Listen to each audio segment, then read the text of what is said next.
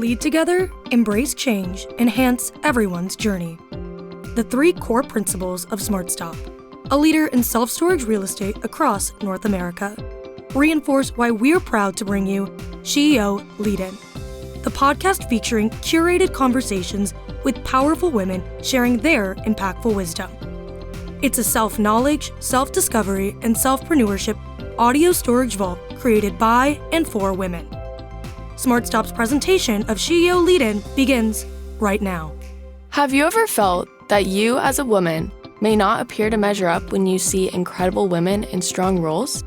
You may be surprised when hearing from women in these positions and how we all share many of the same challenges. Thank you for joining us for the SheEO Leading-In podcast with Rebecca Jones as we share the journeys of women. Hello, I'm Rebecca Jones, your host of SheEO Lead-In. We are on an exploration together to discover more about the personal journeys of incredible women in both career and life. We all have paths to share that sometimes take incredible turns, deep resilience, and courage to navigate. My hopes are that the challenges shared here encourage women to take leaps of faith and growth when a journey feels too difficult or unachievable. There is great strength deep within each one of us.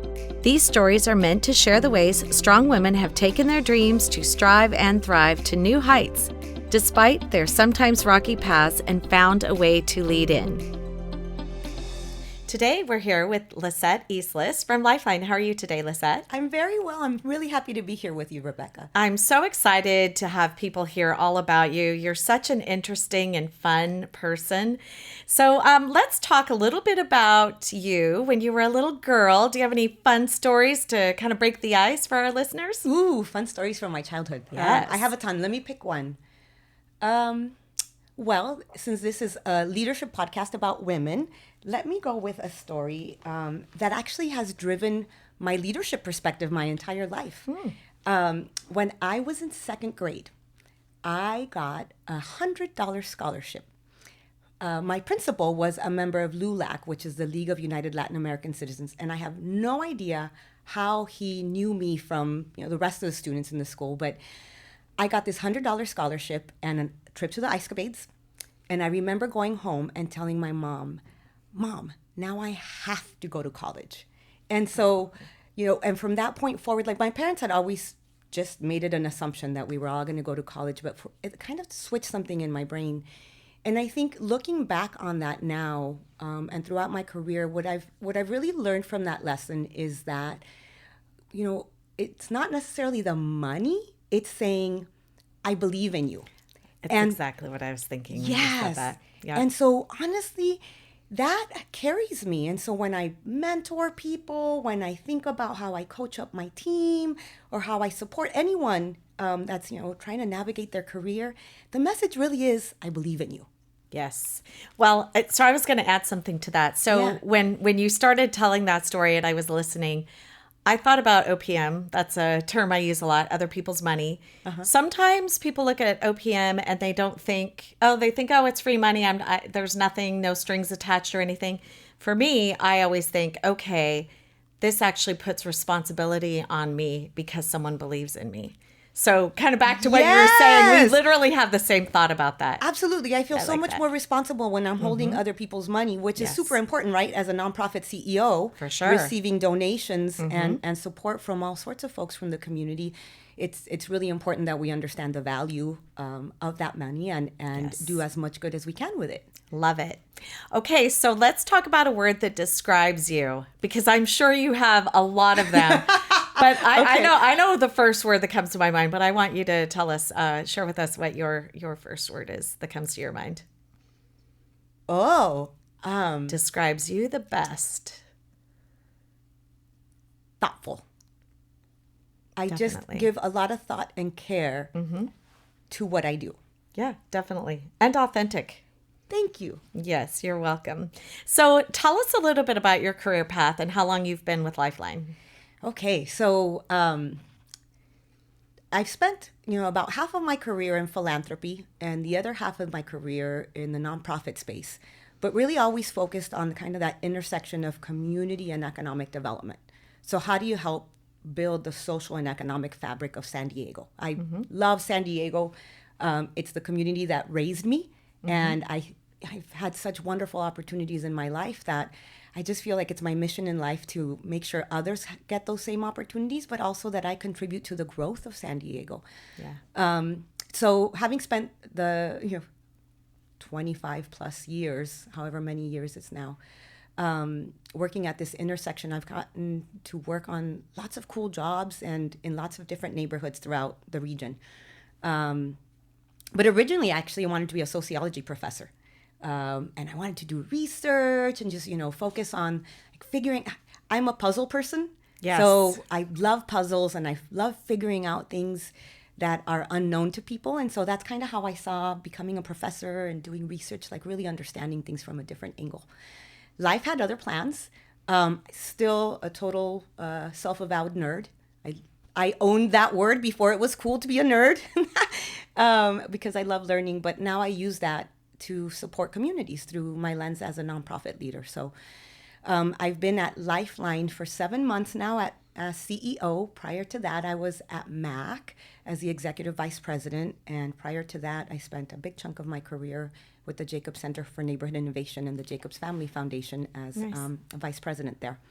So at Lifeline, I get to lead this wonderful organization that has a 50-plus year history working on mental and behavioral health as well as economic development and really helping to uplift individuals, families, and communities as a whole. My belief is when you help one person, you help their family.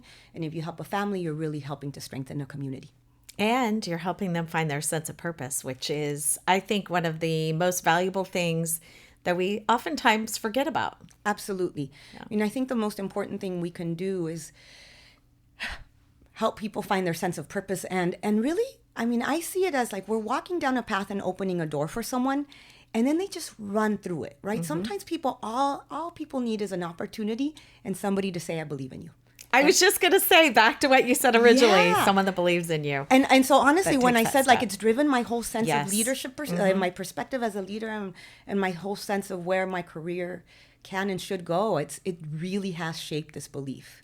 So let's talk a little bit about success. Okay. Why don't you share with us how you measure success personally? So I have a 12-year-old. And when I think about what I want for her in life is I want her to feel fulfilled, right? Whatever, because I think if you're fulfilled, then your life has meaning and it has joy. Right. And so when as I've dreamt about my own life and kind of where I want my career to head, for as long as I can remember, I have prayed or hoped for the feeling of fulfillment. And so whatever that means in that moment of life, because, we evolve as human beings. Sure. And so our definition of success and joy changes over time, but it's always been with the intent of feeling fulfilled in life. And don't you think, when you feel stagnant at a job, you think, oh, I want to move. I've got to find something different because I don't feel like I am doing all that I can do. I feel a little stuck. Yes. A lot of people call it that. So, I think more now than ever that there are a lot of people that are saying, okay, maybe this job, having drastic career changes even more now than ever because they go, yeah, you know what? I don't really think I'm happy. I'm not fulfilled. And maybe I'm going to try something a little bit different. And it's okay. Don't you think it's different now than it was maybe 15 years ago? Absolutely okay. Yeah. I think our parents' generation basically expected to find a job and then stay with that job for the entire career. Yep. And I think we were that transitional generation, right? That we're taking these leaps, and now it's so much more normal and accepted and encouraged. Yep. But as I was thinking about today and certainly reflected a lot on my own leadership and how I support other women. Part of what I was thinking about is, encouraging for folks to take leaps. I have had the good fortune of just having these amazing jobs where I've had the opportunity to grow as an individual and grow as a leader. And so when I've left positions, it's always been a huge leap of faith because each time I've left a job that I really loved and still felt super satisfied by.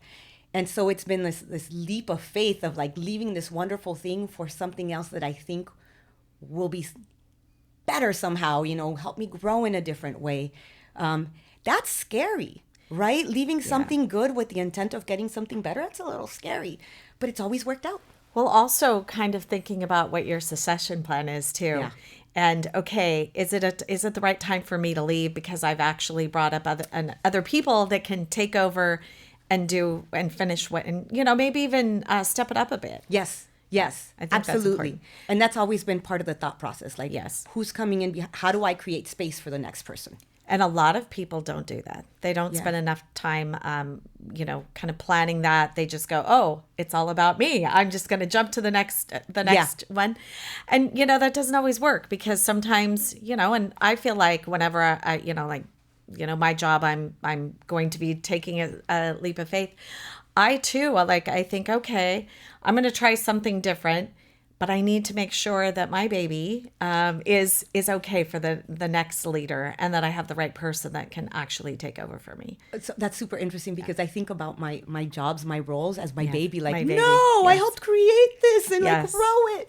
Who's going to take care of it just like I would? So, I think it's a woman thing. Yeah. I think it definitely is a woman Probably. thing. So with success comes failure. And, I think a lot of times failures even help mold us and shape all of what we are doing as much as success. So why don't you share if you have a small example that you might want to talk about? Okay, so while I think about an example, I'm sure I have small and big examples. But I will say early on in life, I had this wonderful CEO that taught us that failure was okay. Yeah. And so I genuinely believe, and I tell my team, if we're not failing, we're not risking enough, right? And if you're not risking, then you're not pushing the boundaries and being innovative. So to do our job well, we have to fail. But the trick is not being intentional, right? Like exactly, right? So being measured and being informed and measured in the risks that you take. And then if you failing quickly, right? So I tell them, get yourself back up, dust yourself off, and keep moving. Yes. And then also try to learn from what you failed, right? So if you're not learning from that failure, then it's wasted. Definitely. And so where I failed, I think I could name a number of ways. Sometimes taking the wrong risk, right, and developing a strategy for something, or but it's always kind of measured, right? Yeah. And being able to say, okay, you know what, it's small enough that it's not going to be catastrophic. Correct. Yeah. I think that's important. And also being really upfront, not being afraid to say I failed. So I think oftentimes people are afraid to admit it, right? Yeah. And I always say, look, it's okay if mistakes happen. Just let me know. Yes. Don't and so when it we up. Correct. Yeah. And I just have a no surprises management rule. I will never surprise people, and please don't ever surprise me. For sure. FYI me, hey, this happened, this is how I'm going to fix it, unless you have another idea. It's my rule of thumb. I always have operated that way with the people that supervise me throughout my career, and kind of have that expectation now, and I think it's okay. Yes. Yeah. So you talk, that's a little bit mentoring and saying, okay, here's what the plan is. Let me know. Let's fix it. Let's do it pretty quickly, and not make, again, a catastrophic decision that'll really blow us up. So let's talk a little bit about life, regular life at home, and then work. How do you balance those? Because it is, and I oftentimes have felt I'm crushing it right now. And then I thought, oh my gosh, I'm failing so miserably. Tell me or share with our listeners a little bit about that for you. So, yes, exactly. Yeah. And those wild swings can take place even within the span of a day. Sometimes I'm like, yes, I've got it all together. And then in the next hour, I'm like, oh my God. And I think as I have matured, I have come to accept that that's not just okay, but it's normal. Yeah, right. It's not that there's anything wrong with me or how I'm doing it. And this idea of balance, it shifts from day to day, right? There's no fixed way of reaching balance. Sometimes balance means a little bit more time for my family, and sometimes it just means a lot more time for work. And when you're 7 months into a big job, a lot of it means time for work, frankly. Absolutely. But the thing is, we all depend on this network, right? we all have a village around us, whether it's our friends, our family, we have a group of people that support us in our success. And certainly like my parents, my husband, my siblings, like all of them contribute to me being able to have this job, if I'm being absolutely honest with myself. So the balance shifts, and some days I feel really guilty. And then, so like last week, I was looking at my daughter's homework, and she had to write, like her favorite color and her favorite subject. It's in the first couple of weeks of school, and so they were doing a get to know you exercise. And I was feeling a little like, oh, I think I've been working too much and feeling bad about it. And as I was reading through her homework, it said, somebody you look up to, and it said, my mom. Aww. And so in that moment, I was like, okay, we're okay. So I'm crushing it, even though I feel like I'm failing. Yes, exactly. Yeah, that's a good thing. So we're going to take a little break or a smart stop. SmartStop knows the winning connection is when we elevate success together. SmartStop Self Storage, a California company with nearly 200 properties and over 15 million square feet of rentable storage in the US and Canada, is committed to positively impacting the communities we serve on the national and local level. By aligning our core principles of leading together, embracing change, and enhancing everyone's journey with local initiatives focused on education, health, and social welfare, we all elevate together. Through financial and strategic partnerships with nonprofits and prestigious organizations such as Cloudcast Media, Arrow McLaren IndyCar, Breast Cancer Research Foundation, Wounded Warrior Project, USC Athletics, the Brampton Steelheads, MMA fighters and boxers, and other unique athletes, we aim to foster a sense of unity and pride within the communities we serve, creating a shared identity and generating a positive atmosphere. To learn more about our core values, our locations, and career opportunities, please visit us at smartstopselfstorage.com. SmartStop, elevating success together. All right, so let's talk a little bit about being a female and a leader. What are some barriers that you've experienced? Oh, man. A lot. Sometimes there's a lot of times where I feel like, yeah, things look so different than they did when I started my career. I remember oftentimes being the only fill in the blank, right? Mm-hmm. And certainly the only woman in the room. And we have come a long way, but so much further to go. Yeah. I agree with you. I could list 10 things that have happened to me so far this week, and we're early in the week, right? Yeah. Where I think like these are gender dynamics at play. Absolutely. In big and small ways. And I think, something that I have to keep in mind all the time is, when you have that question of like, is this what I think it is? Is this like a gender issue?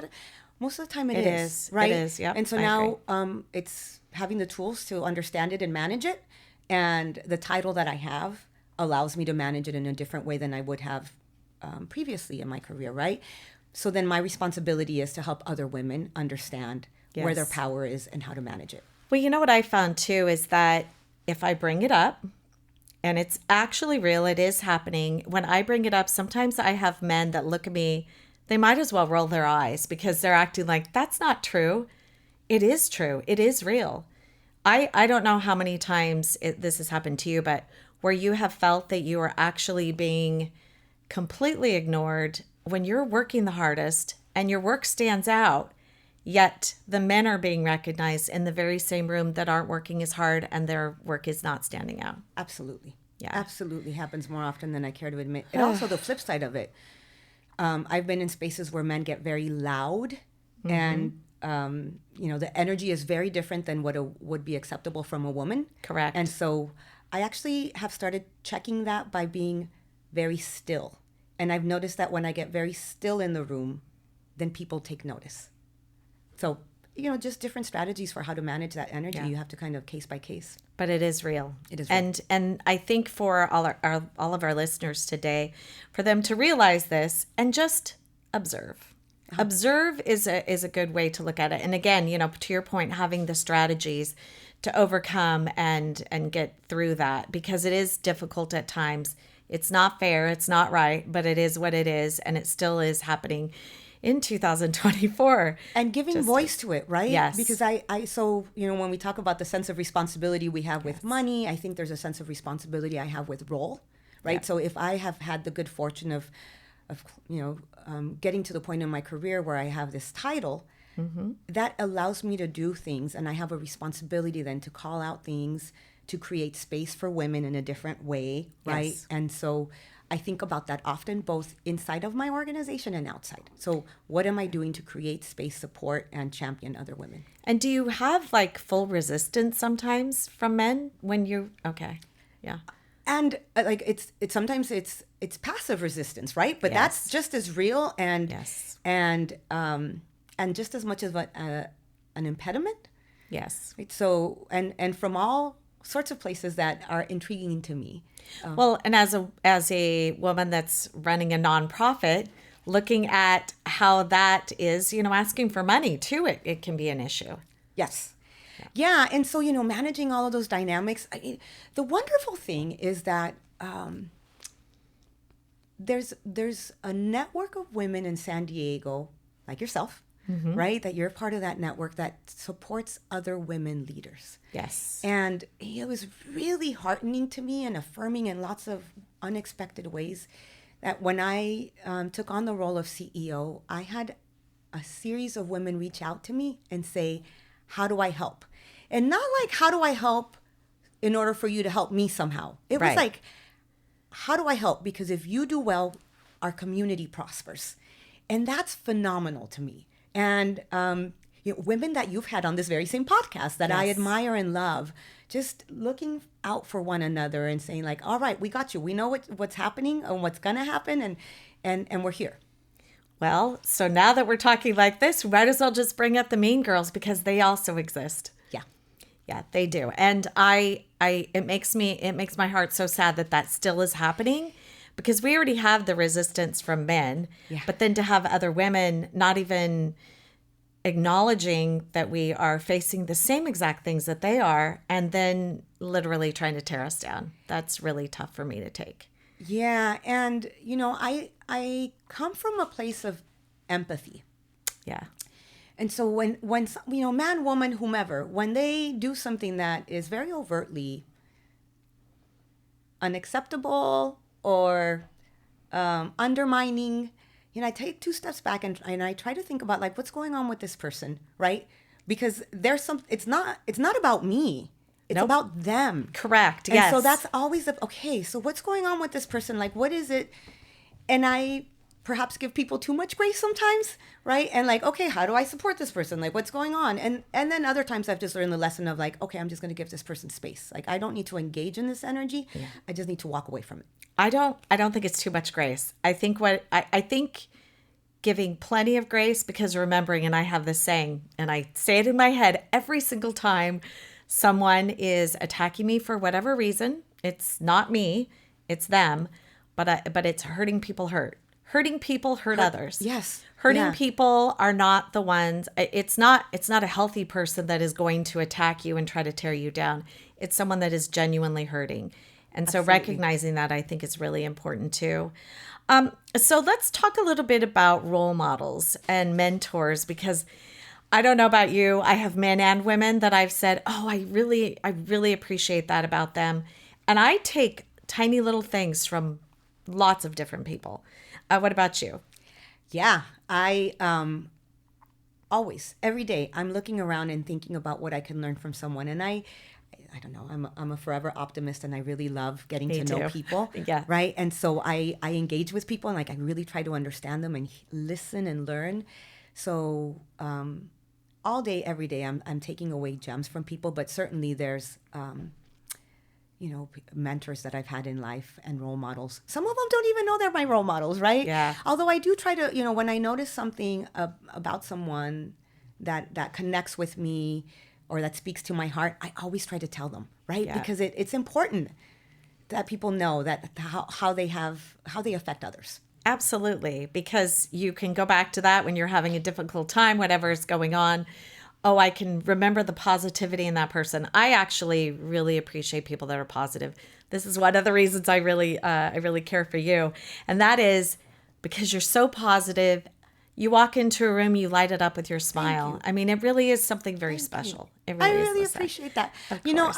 I tell my team, I come from a place of joy, abundance, and sense of possibility, right? Like, if we're gonna work is hard and we work long hours, and if we're gonna do that, like, let's do that. Let's find joy in it. But you have to choose it. Yes. You do. You have to choose it. Even when things are, you're right, just blowing up, you go, okay, deep breath. I've got to find my joy because I can't be effective if I'm not. Yeah. Yeah. I agree with you. So let's talk a little bit about lessons learned for other young women too, that you would share with them, that you would say, this really, don't forget about this. I think one of them is definitely choose joy even in the tough times. But what else might you add to that? Absolutely choose joy. Be intentional about building your network. Yeah. And so growing up, I often heard my mom would tell me, dime con quién andas y te diré quién eres. Tell me who you're with, who your friends are, and I'll tell you who you are. Right? Oh, nice. And so the people that we spend time with have large and significant influence over who we become. Right. And so I think, number one, we need to build our network. My network is everything. And so, build relationships, authentic relationships, right? Yeah. Yeah. And don't build a network trying to get something out of it. It's like getting to know people and understanding them and supporting them is important. So be intentional about building your network and maintain a good network, maintain good relationships. Your word is everything. Really, really good yeah. advice. Really good advice.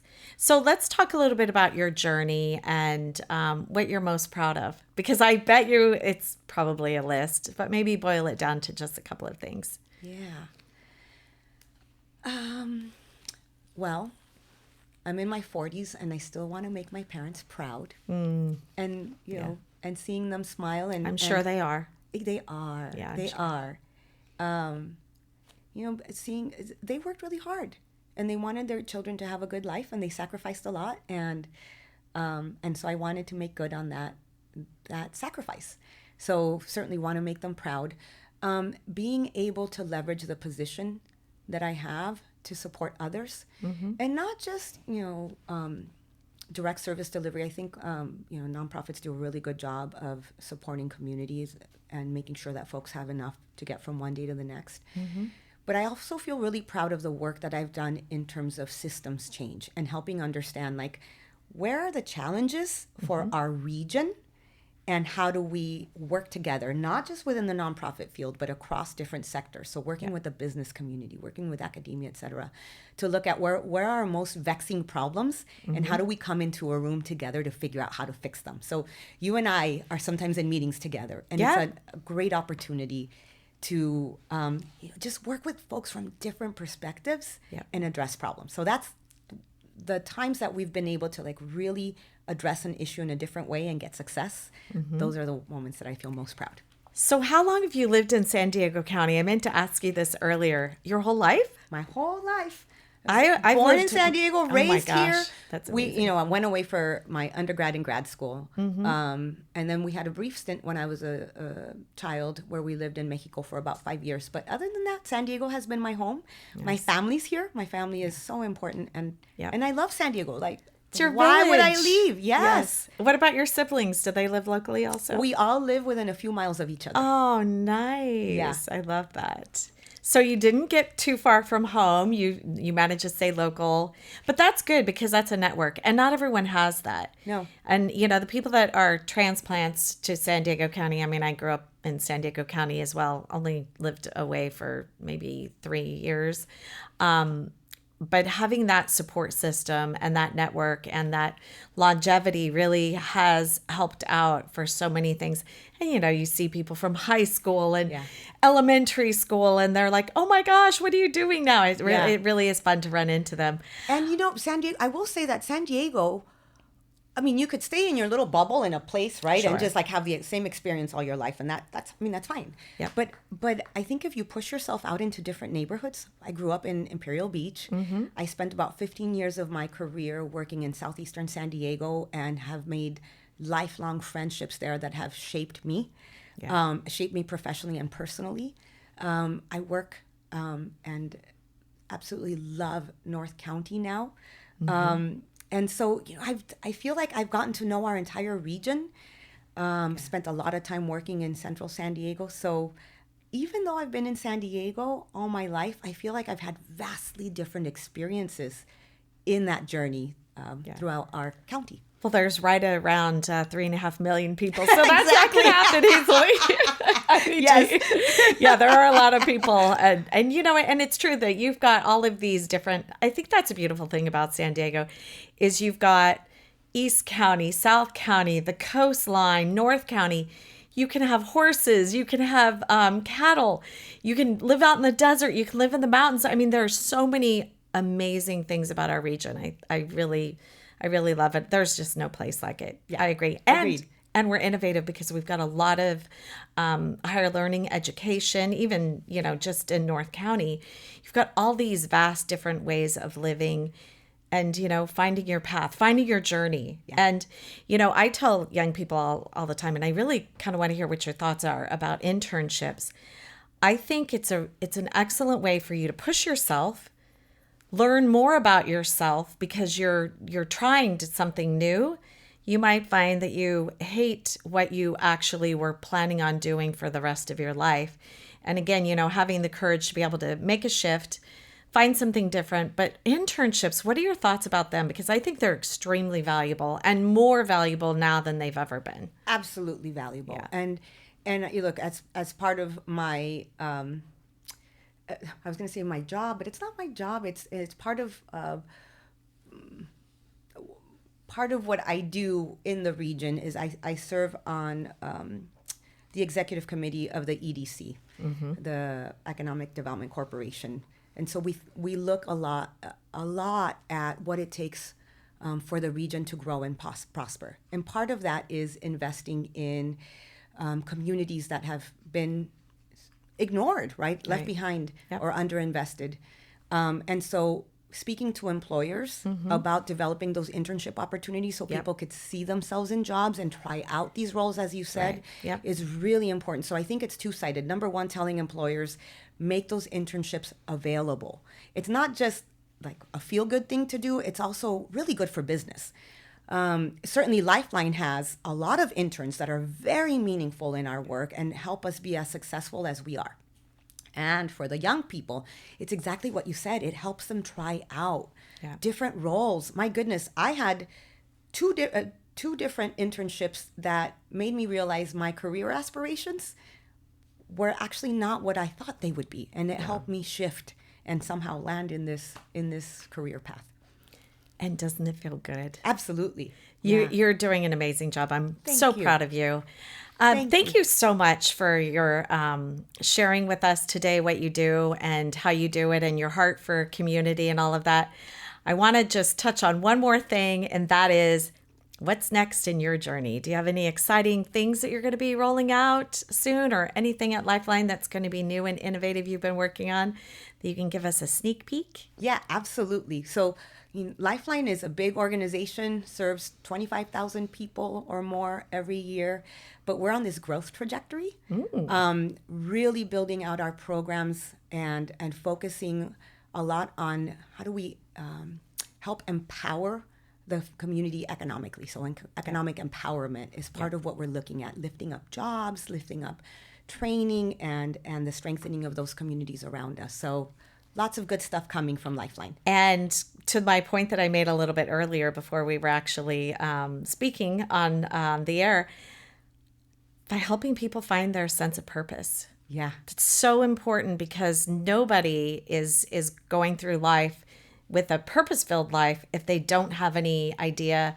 of what that purpose actually is. And so helping them do it, and then back to all of the programs that you provide that will help them achieve that. Yeah. Thank you for supporting us and for inviting me on here today. It's always a pleasure to spend time with you. Thank you, Lisette. Now that was powerful. We hope you've been lifted and encouraged by today's inspiring voice. Always remember that life doesn't look exactly the same for each one of us. Never stop dreaming, striving, and thriving. In future episodes, we look forward to bringing you powerful stories from amazing women who learned how to lead in to challenges. Thank you for listening and being part of our community with SheEO host, Rebecca Jones.